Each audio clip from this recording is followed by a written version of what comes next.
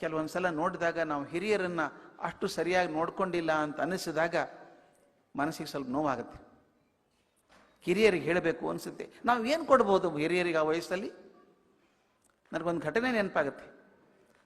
ನನಗೆ ಡಾಕ್ಟರ್ ಕಲಾಂ ತುಂಬ ಹತ್ತಿರವಾಗಿದ್ದವರು.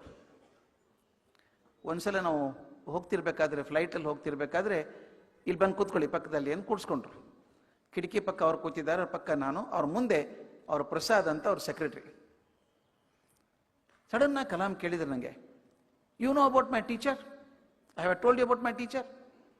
ಅವ್ರು ತಮ್ಮ ಟೀಚರ್ ಬಗ್ಗೆ ಹೇಳ್ತಾರೆ, ಶಿವಸುಬ್ರಹ್ಮಣ್ಯಂ ಅಯ್ಯರ್ ಅಂತ, ಅಯ್ಯರ್ ಮಾಸ್ಟರ್ ಅಂತ. ಅವ್ರ ಪ್ರತಿಯೊಂದು ಭಾಷಣದಲ್ಲಿ ಅಯ್ಯರ್ ಮಾಸ್ಟರ್ ಬಗ್ಗೆ ಹೇಳ್ತಾರೆ. ನನಗೆ ಗೊತ್ತು, ಅವರೇ ಒಂದು 10 ಸಲ ಹೇಳಿರ್ಬೇಕು, ನನಗೆ ಗೊತ್ತಿದೆ. ಆದರೂ ನಾನು ಇಲ್ಲ, ನನಗೆ ಗೊತ್ತಿಲ್ಲ ಅಂದೆ. Oh, I have not told you, ನಿಮ್ಗೆ ಹೇಳಿಲ್ವಾ ಅಂದರು. ಮುಂದೆ ಕೂತಿದ್ನಲ್ಲ ಪ್ರಸಾದ, ನನ್ನ ಕಡೆ ತಿರ್ಕೊಂಡು ದುರ್ಗೊಟ್ಕೊಂಡು ನೋಡ್ದ. ನಾನು ಮುಂದೆ 3 ಸಲ ಕೇಳಿದ್ದೀರಲ್ರಿ, ಮತ್ತೇನು ಕೇಳಿಲ್ಲ ಅಂತೀರಿ? ಇಲ್ಲ ಅಂದೆ. ಮತ್ತೆ ಶುರು ಮಾಡಿದ್ರು ಹೇಳೋದಕ್ಕೆ. ಅವ್ರು ಹೇಳಿದಾಗ ಮುಂದೇನು ಹೇಳ್ತಾರೆ ಕೂಡ ಗೊತ್ತಿತ್ತು ನನಗೆ. ಅಷ್ಟು ಸಲ ಕೇಳಿದ್ದೇನೆ ಅದನ್ನು. ಕೆಳಗೆ ಇಳಿದ್ಮೇಲೆ ಕೇಳಿದ, ಎಷ್ಟು ಸಲ ಕೇಳ್ತೀರಿ ಅದನ್ನು? ಕೇಳಿದಲ್ಲ, ಮತ್ತೆ ಯಾಕೆ ಇಲ್ಲ ಅಂದ್ರಿ ಅಂತ. ನಾನು ಇವತ್ತಲ್ಲ, ಇನ್ನೂ 10 ಸಲ ಕಲಾಂ ಕೇಳಿದ, ಇನ್ನೂ ಕೇಳಿಲ್ಲ ಅಂತ ಹೇಳ್ತೀನಿ ನಾನು. ಯಾಕೆ ಅಂತ ದಯವಿಟ್ಟು ಗಮನಿಸಿ ಸ್ನೇಹಿತರೆ. ನಿಮ್ಮ ಮನೆಯಲ್ಲಿ ಹಿರಿಯರಿದ್ದರೆ ದಯವಿಟ್ಟು ನೆನ್ಪಿಟ್ಕೊಳ್ಳಿ ಇದನ್ನು. ನನ್ನ ತಂದೆ 87 ವರ್ಷ ಬದುಕಿದ್ರು. ವಯಸ್ಸಾದ್ಮೇಲೆ ಒಂದು ಹಂತಕ್ಕೆ ಏನಾಗುತ್ತೆ, ಸಿಲೆಕ್ಟಿವ್ ಮೆಮರಿ ಅಂತ ಬರ್ತದೆ.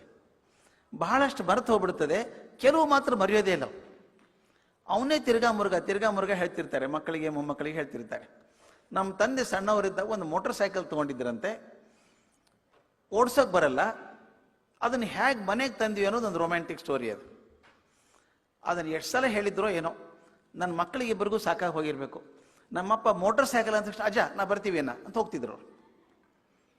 ನಾನು ಮಾತ್ರ ನಮ್ಮ ತಂದೆ ಒಬ್ಬರೇ ಕೂತ್ಕೊಂಡಾಗ ಹೋಗಿ, ಅಣ್ಣ ನೀ ಮೋಟರ್ ಸೈಕಲ್ ತೊಗೊಂಡಿದ್ದೆ ಅಂತ, ಹೌದಾ?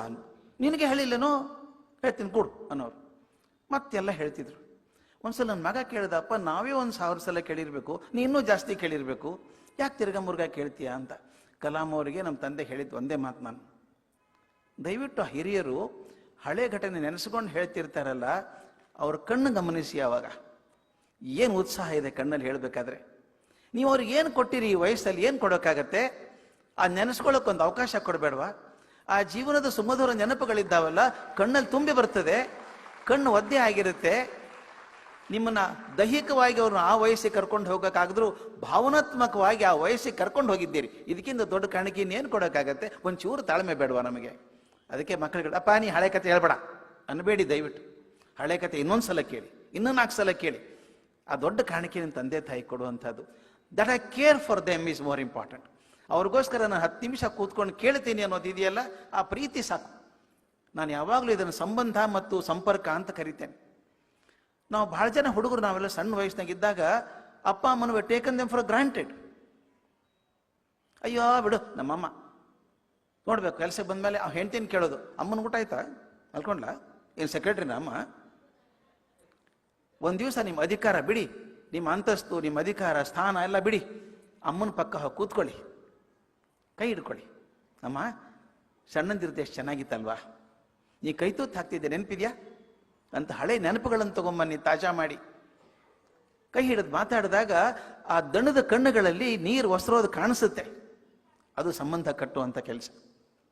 ಸಂಪರ್ಕ ಅಂದ್ರೆ ಟೆಲಿಫೋನ್. ಅದು ನಿಮ್ಮ ಫ್ರಿಜ್ ಕೆಟ್ಟೋಗಿದೆ, ಫೋನ್ ಮಾಡಿದ್ರೆ ನಾಳೆ ಬರ್ತೀವಿ ಅಂತಾರೆ, ಅದು ಸಂಪರ್ಕ. ಅದು ಮನೆಯಲ್ಲೂ ಸಂಪರ್ಕ ಆಗೋದು ಬೇಡ. ಈಗ ಹಂಗೆ ಆಗಿದೆ ನಮ್ಮ ಜೀವನ. ಅಣ್ಣ ತಮ್ಮ ಒಂದೇ ಊರಲ್ಲಿ ಇರ್ತಾರೆ, ಅಣ್ಣ ಫೋನ್ ಮಾಡಿದ್ದೇನೋ, ಏನಪ್ಪ ಒಂದು 6 ತಿಂಗಳಿಂದ ಫೋನ್ ಮಾಡಿದ್ದ, ಸಂಪರ್ಕ. ಅದು ಸಂಬಂಧ ಆಗಲಿಲ್ಲ. ನಾನು ಸಂಪರ್ಕಗಳನ್ನು ಸಂಬಂಧ ಮಾಡ್ಕೋಬೇಕು. ಬಿಡಿ ತಂದೆ ತಾಯಿ ಬಿಡಿ, ಹೆಂಡತಿ ಹತ್ರ ಕೂತ್ಕೊಂಡು ಎಷ್ಟು ಸಲ ಮಾತಾಡಿದ್ದೀರಿ? ಪಕ್ಕದಲ್ಲಿ ಕೂತ್ಕೊಳ್ಳಿ, TV ಸೀರಿಯಲ್ ಆಫ್ ಮಾಡಿ, ಒಂದು ಸ್ವಲ್ಪ ಕೈ ಹಿಡ್ಕೊಂಡು 20 ವರ್ಷ ಹೆಂಗೆ ಬದುಕಿದ್ವಲ್ಲ ನಾವು, ಕಷ್ಟ ಸುಖ ಎಲ್ಲನೂ ಹೋಗಿ ಬಂದ್ವಲ್ಲ, I am so thankful to you ಅಂತ ಗಟ್ಟಿ ಕೈ ಹಿಡ್ಕೊಳ್ಳಿ. ಇಬ್ಬರು ಕಣ್ಣಲ್ಲೂ ಒಂದು ಸ್ವಲ್ಪ ಒದ್ದೆ ಆಗತ್ತೆ. ಅದು ಸಂಬಂಧ ಬೆಳೆಸ್ಕೊಳ್ಳೋ ರೀತಿ. ಇವತ್ತು ನಾನು ಹೇಳೋದು ಹಣ್ಣೆಲೆಗೆ ಚಿಗುರೆಲೆ ಹೇಳಬೇಕಾದದ್ದು ಇದು. ಚಿಗುರೆಲೆ ಸ್ವಲ್ಪ ಸಮಯ ಕೊಡಬೇಕು, ಸ್ವಲ್ಪ ಪ್ರೀತಿ ಕೊಡಬೇಕು, ಪಕ್ಕದಲ್ಲಿ ಕೂತ್ಕೊಂಡು ಮಾತಾಡಬೇಕು.